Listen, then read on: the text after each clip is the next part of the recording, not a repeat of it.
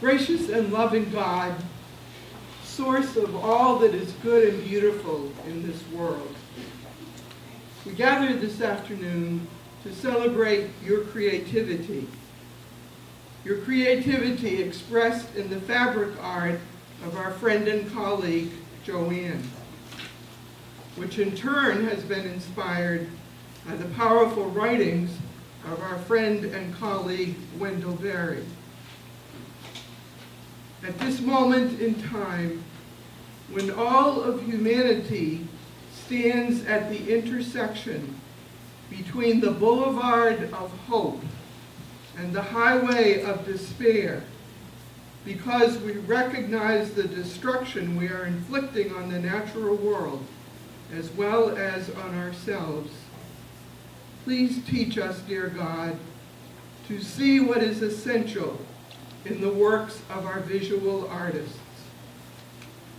Guide us to hear what is urgent in the words of our writers. Help us to understand and nurture the fire at the heart of the educational process, and strengthen our resolve to change what must be changed before it is too late. Bless us as we gather here today, creative God, and bless the Berry family who had hoped to be with us this afternoon, but were not able to come. Bless us all with insight and wisdom, compassion and courage. Make of us the people you meant for us to be. And above all, dear Holy One, set our hearts and minds on fire with love for you, for ourselves, for our families and friends, and for these thy gifts, which Joanne has so wondrously inspired us to savor and to cherish. We pray in awe of all that is one. Amen. This Weis work pays tribute to Berry's life, his writing, and his wisdom. It also honors the St. Catharine College program that translates Berry's ideas about ecology and the agrarian communities into a sustainable agriculture degree, the Berry Farming Program. This innovative curriculum came about through a partnership established between St. Catharine College and the Berry Center of Newcastle, Kentucky. We're so pleased that all of you are here today. It is unfortunate that the Berry family couldn't be with us, but I think Leah will explain later that there's been some emergency in that family. But we're certainly glad that all of you are here with us today. The Berry Farming Program launched its first set of classes and welcomed its first cohort of students this fall, some of whom we hoped would be here today, but they're running late. They are running a little late, but if they get here later, we'll introduce them to you. One of them I'll mention is a member of the Berry family. We're thrilled to see all of you again here from near and far today, and just a summary of what's on tap for you this afternoon. We'll have a short artist introduction by Dr. Leah Bayans, the Berry Farming Program Coordinator. Joanne Weis will then give us a brief gallery talk about the exhibit, and then we'll invite all of you to stay for the many refreshments we have, and somebody's going to have to eat a lot of food before we leave here today, and an opportunity, obviously, that some of you have already taken to look at the art that's exhibited. Again, thank you for being a part of this special day. If this is the first time in your library, in our new library, I think you can see why we're so proud of the Hundley Library. Thank you. Today, just an important moment in the life of St. Catharine College, the Berry Farming Program, the Fine Arts Department, and certainly I think for the entire community. Today we join with Louisville fiber artist Joanne Weis to celebrate Wendell Berry's life work, as well as the life work of generations of farmers who have been very careful stewards of the land. When Joanne proposed to me and to the Fine Arts Committee the idea of crafting a series that highlights the spiritual and ethical dimensions of sustainable foods, we immediately recognized a mutuality, a mutual belief in the importance of healthy farm communities, and a conviction about the importance of the arts in sharing and shaping that vision. Indeed, this fall, as we welcomed our first cohort and launched our first set of classes in the Farming and Ecological Agrarianism degree program, the cultural dimensions of agriculture really rose to the fore. We are really in all things guided by Berry's conviction that, quote, the word agriculture, after all, does not mean agri-science, much less agribusiness. It means cultivation of land, and cultivation is at the root of the sense of both culture and of cult. The idea of tillage and worship are thus joined in culture. Joanne Weis's project likewise grows out of this vision, and we are so pleased to welcome her here to St. Catharine College. She's the former director of Louisville Metro Human Services, and is since retiring from that position, I hope I get the chronology right, but since retiring from that position, she earned an MFA in fiber art from the University of Louisville's Fine Arts program, and is also the past president of the Louisville Area Fiber and Textile Arts Association. Today she'll talk briefly about the pieces, and you can learn more about her techniques. This is the plug. You can learn more about her techniques and her inspiration on Sunday, November the 3rd, here in the Hundley Library at 3 p.m., where she'll deliver a gallery talk that's open to the whole community. So we hope that you will join us for that. It's really intriguing to listen to her describe the art as well as the kind of translation that you see here. Now, on behalf of Betty Brookfield, the Fine Arts Committee, and countless friends from St. Catharine and the surrounding community, we're pleased to welcome Catherine and to everybody that's here this afternoon. This is exciting for me, as it is for the college, to have this as a perhaps first major event for this beautiful, beautiful facility. And I can see many future links to the community in using this wonderful space. Let me take a few minutes and tell you how I got to this point. I won't spend a lot of time talking about it. I'll be around afterwards and maybe can walk through some of the details, or invite you back to Sunday, November 3rd, 3 to 5. We're going to do a gallery talk and spend a little bit more time exploring this type of art and a little bit about how I got to where I am with it. As Leah said, I had a totally full career as a social worker.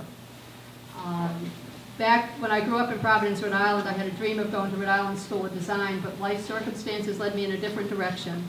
But I always tried to be the artist, as well as being the mother, as well as being the volunteer, as well as being the full-time employee, as well as being a good wife, as well, all of that kind of thing, and then also find time to be an artist. So I would look for ways to kind of justify it during the years when we were spending time, like I said, T-ball, Little League, and orthodontics, kind of devouring your money and your time. So one of the ways I got introduced to textile art was making banners for our church in Louisville, Kentucky. And I had a great deal of, they gave me, it was very rewarding. And one of the things that I also recognized is that it was a way for me to give back to my church in a way that was special and unique. By the late 90s, again, not the orthodontics, not the Little League anymore, I had a little bit more time and was able to spend time. All of a sudden there was something in me that I needed to make visual. And at that point in time, I was beginning to be comfortable with the textile medium. So I started teaching myself how to do some of the dyeing, some of the screening, some of the applique, some of that kind of thing. All of that was originally self-taught. Since that time in the late 90s, let me just give you an overview of how work evolved to this. I tend to work in a series. I choose a topic, and it has to be something that's meaningful to me. There has to be something in me that can connect with the work that I'm creating.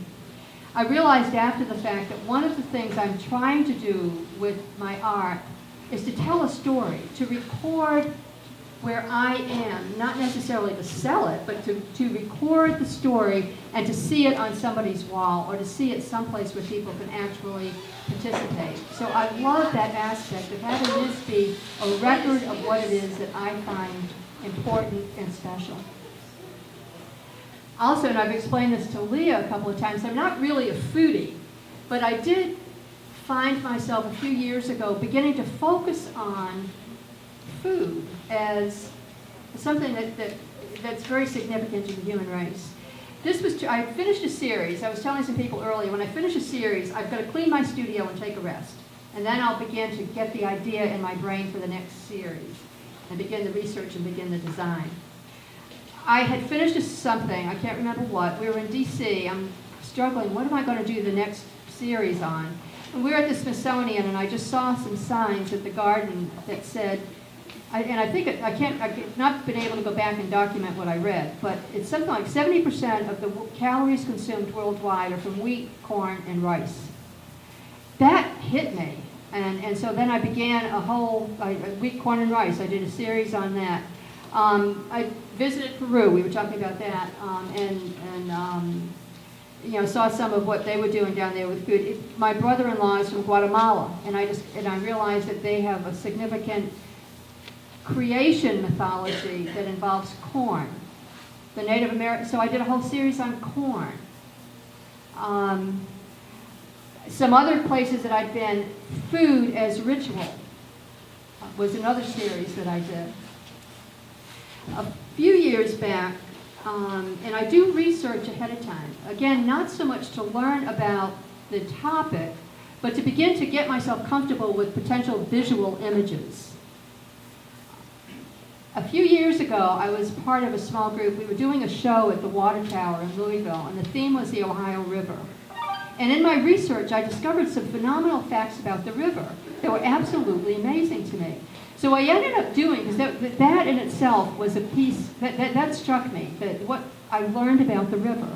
So I decided to make a homemade book as part of that series. But a lot of it was negative, a lot of it was positive, but nothing was pulling it together. And I discovered a poem of Wendell Berry's in one of his Sabbath series that said exactly what I wanted to about the river. So I wrote to him, and I got his permission to use that poem in producing this book that was going to be part of the show. And with that, that was my discovery of Berry's writing. And I realized then that he was doing with words some of what I was trying to do with my art. And that has been a tandem journey since then. I'd finished a series, this was back last year, I'd finished something again, I was taking my rest, I was cleaning my studio, beginning to bubble, what am I going to do next? When I read about the opening of the Berry program here at St. Catherine, and it was like, da-da, that's it, I'm going to do that. So I saw the name Leah Baines in the article I read. I found a little email address for her. Where is she now? Oh, okay, there she is over there. I emailed her and said, could I write a proposal? And I guess very briefly, I just want to say how much I appreciate Leah coming back with a very positive response. Let's explore this. Her bringing me to the art committee, Betty Brookfield, and that group being very open and receptive to me. Then going to Alona, who had this new building that wasn't finished yet. Is it possible? Is this a match? And your generosity and flexibility. And then, President Houston, just because I know that this was something that had to have some conversation that went along with it. So this little bubble in my brain became this because of your all's appreciation, your flexibility, your generosity. So I do so much appreciate everything that's happened here to make this happen. Part of my research, and I see Bob Ernst over there, a lot of what I do, and I started doing a few series ago, was I sketch. I go on location and sketch. And then I try to interpret that sketch into textile, not so much doing a landscape, but looking at color and texture and surface and what stitch will do and what dyed fabric will do. And I think there are a couple downstairs. I went to Bob's farm one day last spring before doing this series, and so a lot of the imagery here just gelled during that spring day at Plowshare's farm.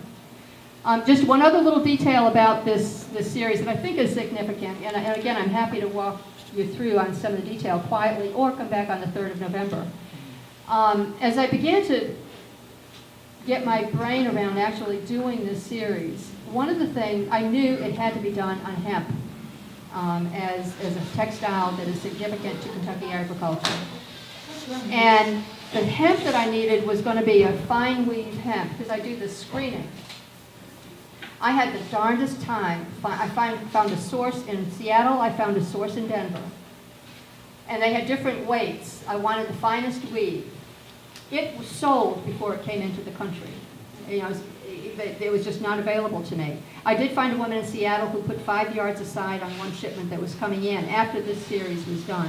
This is the second, this weight is suitable. I mean, hemp can be a very rough fabric. So I just want to say that not only the imagery, but also going back to just the materials, I've tried to convey what it is that this means to me. Not only, and the other thing too is I'm telling my story and recording my position. One of the most important parts for me is the spirituality that is linked to whatever it is that I'm portraying. And as we struggled with what to call this show, that idea of prayer I thought needed to be in it. And as I got to thinking, I'm really glad of the different varieties and different alternatives that I sent down. I'm so glad that this is the one that the committee felt comfortable with. Because those of you who are Catholic, in our Catholic tradition, this is so much the grace before meals. Bless us, O Lord, in these thy gifts. And this is exactly what I'm trying to convey here. Just a thank you for the blessings that we have.